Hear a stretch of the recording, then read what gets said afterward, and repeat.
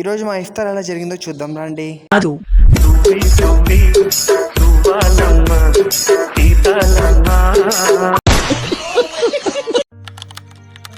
అస్సలాముఅలైకుం.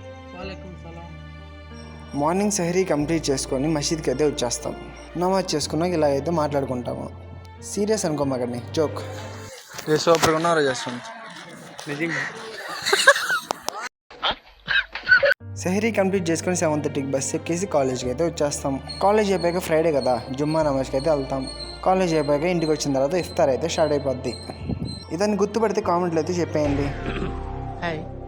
ఈరోజు ఇఫ్తార్ స్పెషల్ ఏంటంటే pulao, chicken curry, sambar, raita. అదంతా కంప్లీట్ చేసుకొని ఈషా నమాజ్ అయితే చేసుకున్నాం. వీడియో ఇక్కడ చూసారు కదా, ఒక్క లైక్ అయితే చేసేయండి. సో ఇప్పటి నుంచి మన దగ్గర అయితే రోజుకి ఒక షార్ట్ అయితే వచ్చేసింది. So please like and subscribe. కింద ఉన్న గంట అయితే కొట్టేయండి.